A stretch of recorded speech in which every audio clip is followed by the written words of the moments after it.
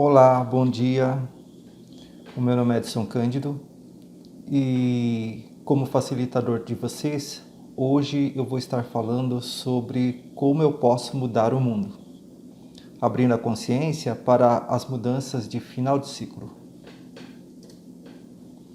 Em tempos como os que estamos vivendo hoje, é normal ver muitas pessoas se perguntando: como eu posso fazer do mundo um lugar melhor? Mas será que tal pergunta tem sentido? Será que eu posso mudar o mundo? Se posso, por onde começar?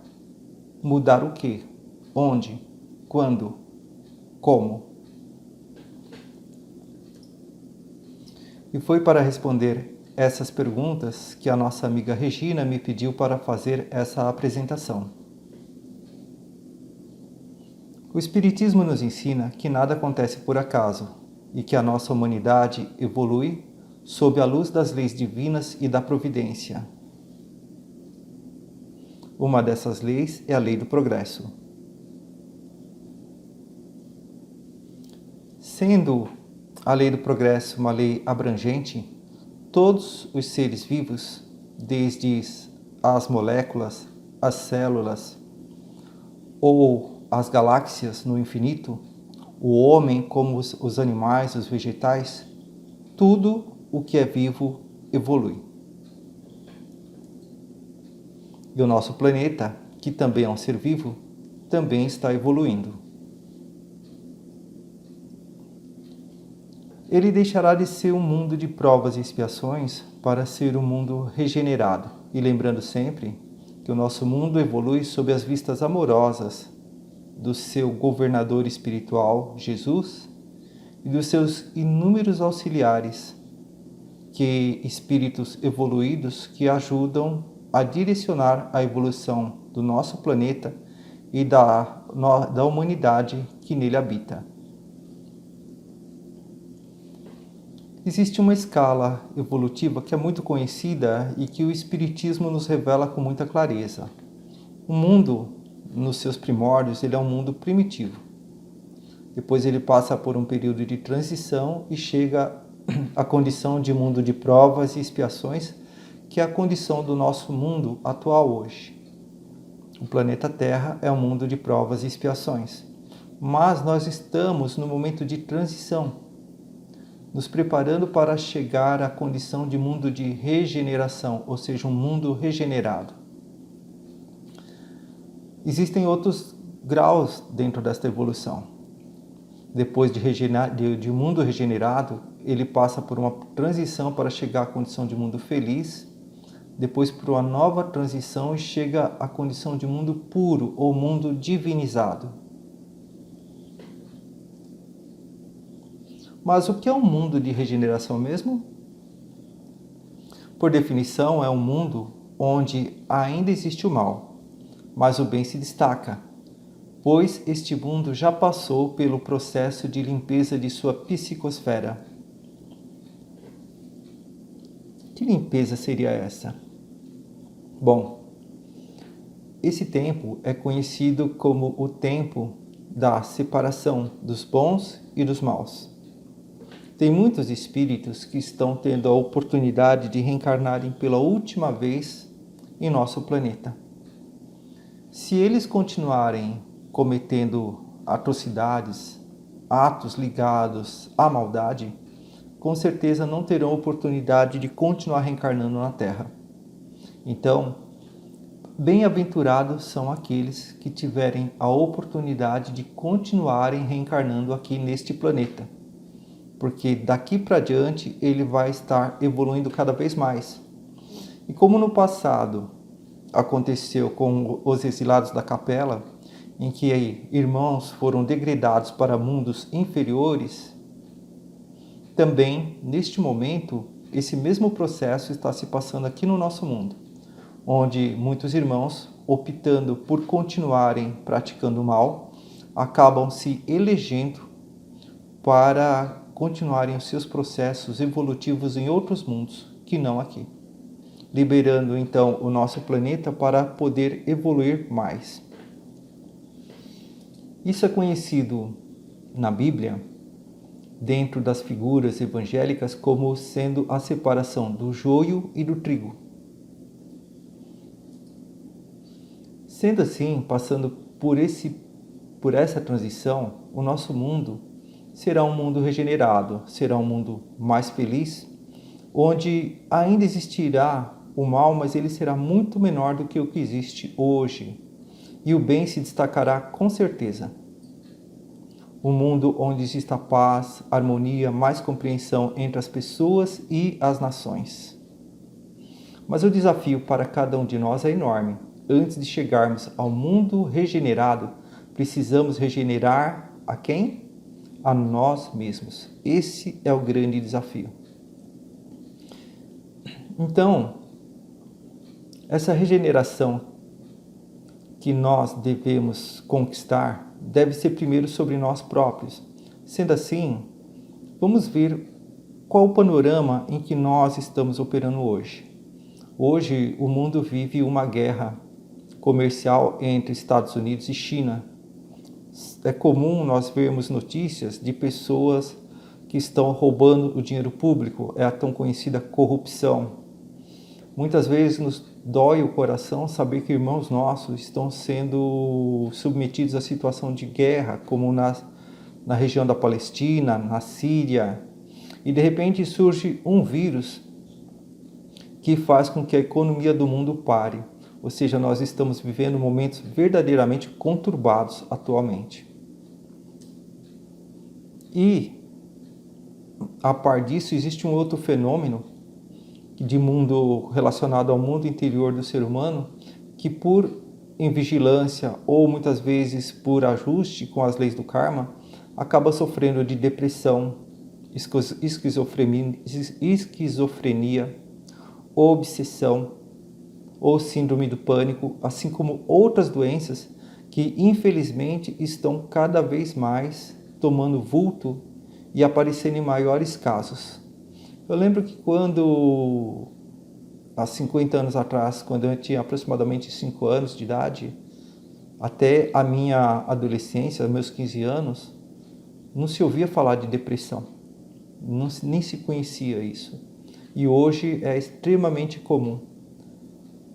Então, as doenças de campo interno com fundo psicológico estão cada vez ganhando mais vulto. Isso a par de desenvolvimentos tecnológicos, a par do desenvolvimento da nossa medicina e tantas outras conquistas do qual o homem se orgulha. Mas por que isso acontece? Mas depois que tudo isso foi explicado, fica então a pergunta: eu posso mudar o mundo? Bom, mudar o mundo? Uma pessoa pode mudar o mundo, sim. Vamos lembrar de Jesus? Jesus veio ao nosso mundo e mudou a história da humanidade. Ela foi dividida em antes e depois do Cristo. E através das suas atitudes, do amor que ele nos ensinou a praticar, a história do mundo nunca mais se tornou a mesma. De lá para cá, inúmeras conquistas no campo social foram implementadas pela humanidade. E é devido a Jesus que hoje nós estamos aqui reunidos neste momento pensando sobre esses assuntos e meditando sobre os seus ensinamentos, não é mesmo? Então a mensagem de Jesus é eterna e conseguiu já passar por um período de 2000 anos tocando o coração dos homens e mudando significativamente a face da terra.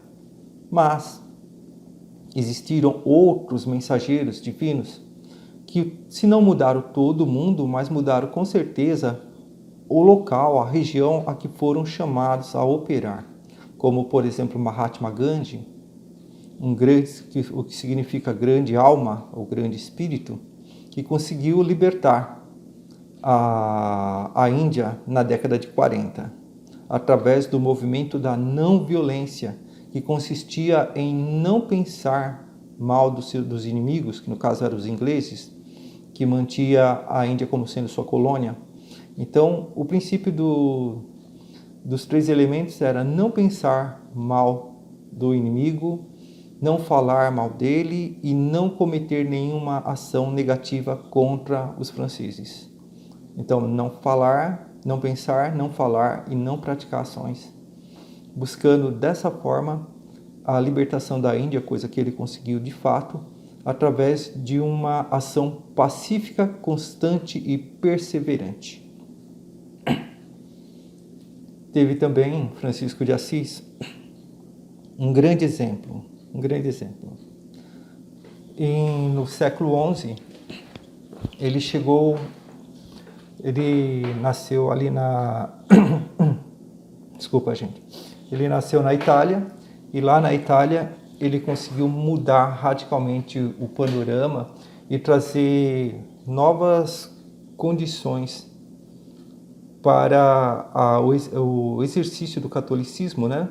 Como nunca tinha sido visto ou feito antes, até naquela época, naquele momento. Ele é conhecido também como o padroeiro dos animais, porque, segundo o que reza a lenda, né? Francisco de Assis conseguia se comunicar claramente com os animais. Inclusive tem aquela história do lobo que é muito interessante também. Mas vamos seguindo adiante. E 560 anos antes do surgimento do Cristo na face da Terra, nós temos Siddhartha Gautama, o Buda, que é um espírito que ilumina, através dos seus ensinamentos, o mundo até hoje. Então, esses espíritos realmente tiveram grande influência na história mundial, com certeza. Porém, em nós, o primeiro mundo a que somos chamados a mudar é o nosso mundo interior. Então, se a gente reparar, nós vamos ver que esses espíritos têm algo em comum.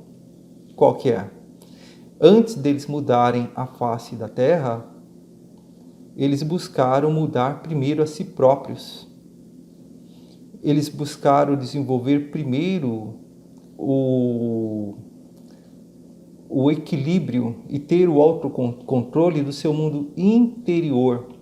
Isso é o mais importante nesse momento. E nisto, todos eles o fizeram porque, se eles não tivessem o controle sobre o seu mundo interior, eles não conseguiriam auxiliar as pessoas ou trazer a sua mensagem para a humanidade como fizeram.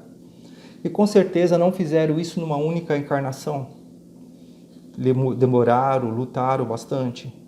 E nós não precisamos nos tornar santos de uma hora para outra ou chegar na condição desses espíritos. Nós temos tempo para evoluir.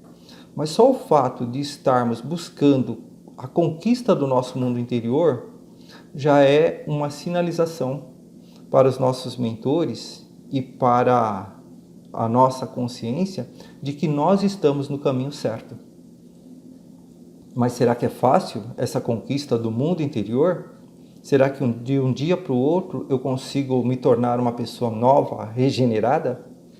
Bom, não é bem assim, né? Isso exige esforço e dedicação. Por quê? A condição de uma pessoa que busca se regenerar nos faz lembrar daquilo que Allan Kardec fala, que o espírita ele é reconhecido pelo esforço que ele faz em se tornar uma pessoa melhor todos os dias.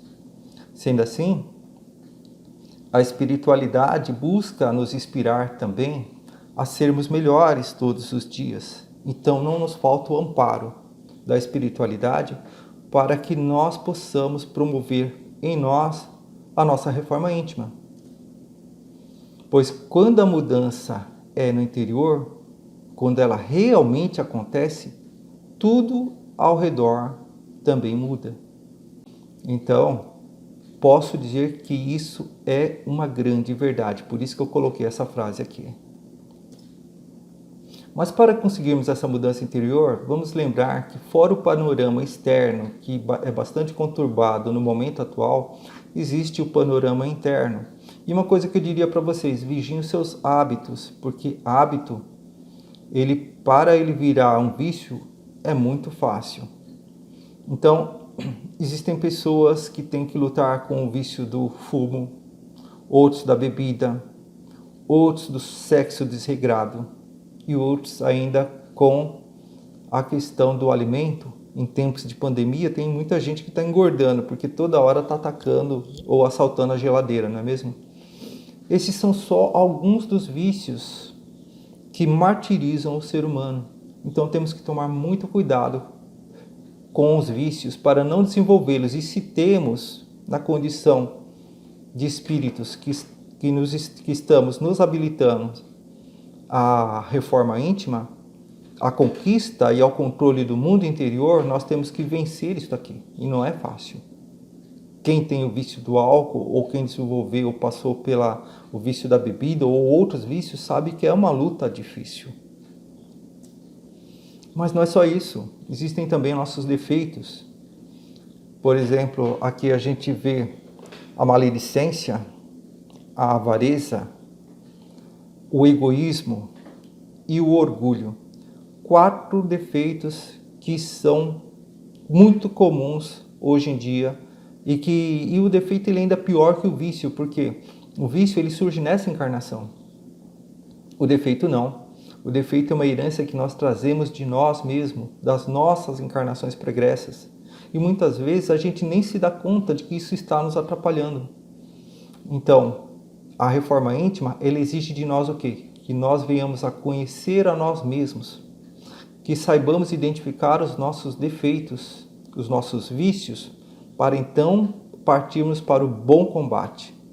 E isso, com certeza, demanda vigilância, demanda esforço, demanda dedicação constante. Por isso que essa conquista do mundo interior vem primeiro, vem antes da conquista do mundo exterior. Nossas atitudes, com certeza, educam mais que as nossas palavras. Quem falou isso foi Emmanuel. E é verdade. Não adianta você dizer para uma pessoa, faça isso ou faça aquilo. Se de repente ela olha para você e pega você cometendo o mesmo erro que você disse para ela não fazer. Em geral, os nossos filhos são assim. Eles refletem as nossas atitudes. As nossas palavras vão ecoar na mente deles, mas os nossos exemplos, ainda muito mais forte que as nossas palavras, vão indicar para eles o caminho correto a seguir ou muitas vezes o caminho errado. Depende também do discernimento, depende do grau de evolução desse espírito que está ali. Mas, em geral, as nossas atitudes falam muito alto na questão da educação. Então, se nós queremos uma família equilibrada, se nós queremos uma família feliz, nossos filhos bem, a nossa esposa feliz, nós temos que nos esforçar por sermos pessoas equilibradas e temos que passar boas energias e bons exemplos para eles. E como cada um só dá aquilo que tem, nós só conseguiremos fazer isso se esses valores estiverem devidamente equilibrados dentro de nós, já forem conquistas nossas. Então, por isso, a reforma íntima ela é extremamente importante para que possamos mudar a nossa situação social, da nossa família, das pessoas com quem convivemos, não é mesmo? Seja aquele tipo de pessoa que por onde você passar, quando você for embora, você deixe uma boa lembrança, motivos para que as pessoas abençoem aquele encontro. Isso é o fundamental. Então, por isso, eu resolvi deixar para vocês um guia prático para a conquista do mundo interior. Se vocês seguirem esse guia prático, vocês com certeza conseguirão fazer esse trabalho. Também conhecida como reforma íntima. Dentro do Espiritismo, conquista do mundo interior ou reforma íntima é a mesma coisa. Vamos lá. Lembre-se disso. Fora da caridade não há salvação. Muitas pessoas acham que caridade é você estender a mão e dar um pedaço de pão ou uma moeda ou auxiliar alguém. É isso também, mas não é só isso. Primeira coisa, lembre-se de fazer o bem ao outro feliz.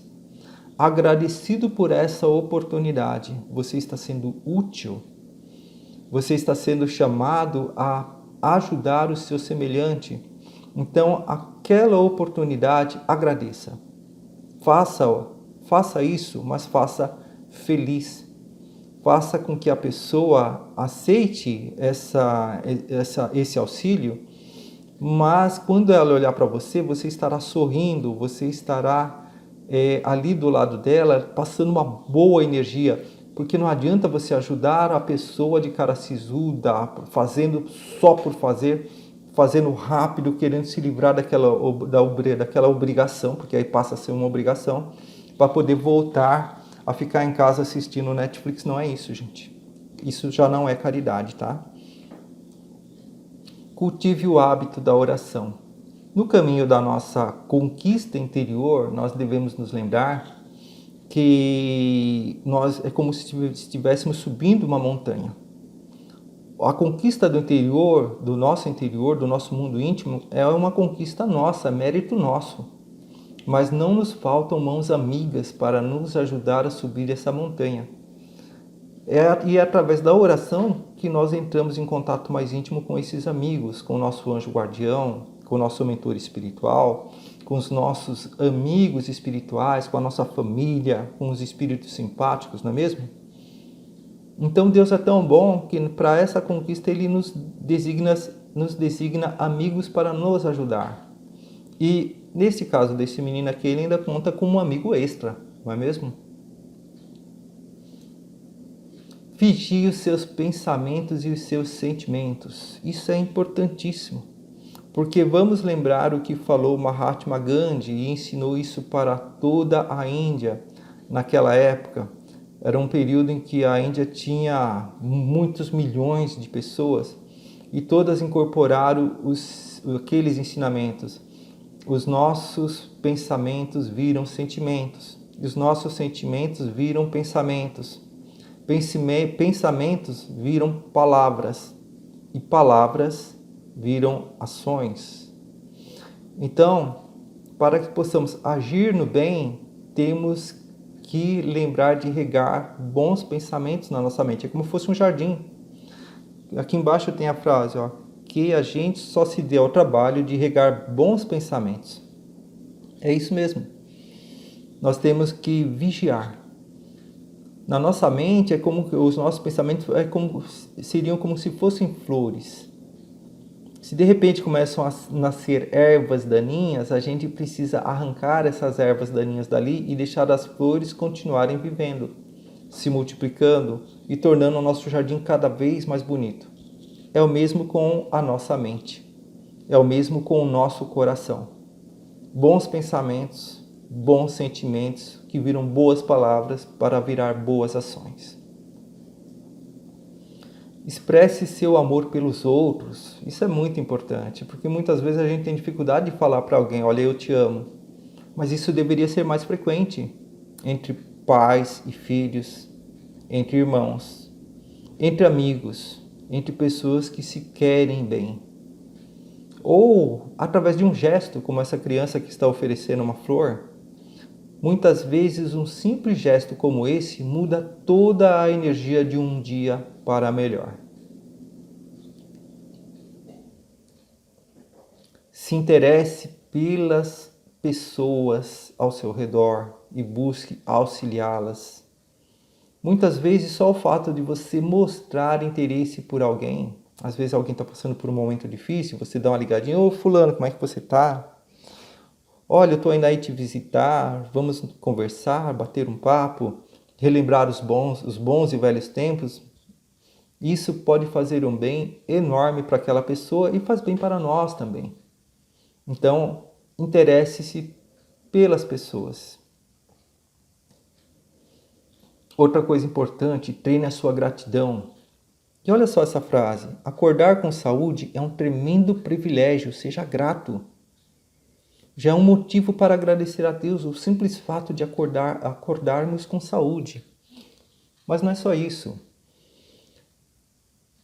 Treinar a gratidão é você ter um caderninho onde você vai anotar tudo aquilo que trouxe alegria para você e que faz com que você possa agradecer a Deus, a vida, ao universo. Estar com saúde é um motivo enorme para isso. Mas muitas vezes o abraço de uma criança, a oportunidade de ver a mãe, de ver o pai, de visitar um amigo, ou às vezes aquele amigo que vem nos visitar repentinamente, às vezes nós estamos pensando em uma pessoa que não vemos há muito tempo e de repente aquela pessoa nos liga ou encontramos ela na rua. Nós devemos anotar as coisas boas que acontecem conosco para que possamos treinar o nosso foco, para que nós consigamos ver as coisas boas e o lado bom da vida e das pessoas.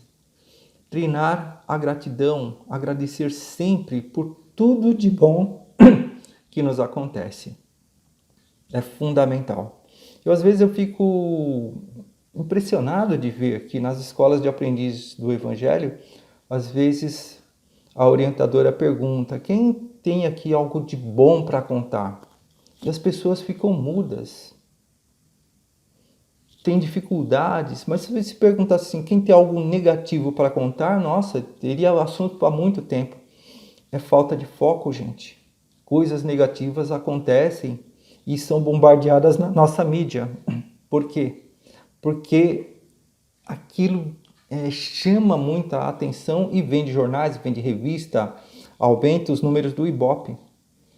Mas muita coisa boa está acontecendo constantemente em nosso mundo, ao nosso redor. E se a gente está com foco só no negativo, a gente nem percebe. Então, vamos tomar cuidado com esse detalhe. Seja grato. Isso eleva a sua vibração e faz com que você viva muito melhor e mais feliz. Ajude as pessoas ao seu redor a se lembrarem do amor. Isso é importantíssimo, porque o amor é o estado natural das pessoas. Às vezes a gente está triste, mas daqui a pouco aquilo passa e a gente fica bem de novo. Às vezes a gente está com raiva de alguém, mas isso vai passar e logo a gente volta ao nosso estado normal. O nosso estado normal tem que ser o estado do amor, de querer o bem, de desejar o bem para todas as pessoas. E isso é o que nós devemos plantar no coração das pessoas ao nosso redor também, que elas possam conviver bem umas com as outras, desejando o bem e a felicidade umas das outras. E mesmo nas horas mais turbulentas, procure manter a paz interior. Então haverá momentos em que tudo ao seu redor parecerá que está desmoronando, mas vamos nos lembrar do conselho de Maria de Nazaré, no livro de Francisco Xavier, no livro dele, que ele psicografou, chamado Boa Nova, em que ela dizia às pessoas que lhe procuravam: filho, persevere, pois isso vai passar. Tudo passa. E somente o bem é que fica no final. E vamos lembrar que Deus jamais desamparará aquele que perseverar no bem. Então, se você persevera no bem, você pode ter certeza que você está amparado. E no momento certo, tudo voltará à normalidade. Assim como esse momento de pandemia que nós estamos vivendo agora, não é mesmo? Momentos difíceis, mas tenhamos fé e possamos ter certeza, isso vai passar. E chegamos então ao final da nossa apresentação. Agradeço a atenção de vocês até este momento. Espero que esse dia de hoje seja um dia de reflexão e que vocês tenham um dia maravilhoso, muito cheio de luz, de paz, de harmonia, de tudo que é bom. Fiquem com Deus e sigam forte no caminho da sua conquista interior. Vamos conquistar o mundo sim, mas antes precisamos conquistar a nós mesmos. Fiquem com Deus, até uma próxima vez.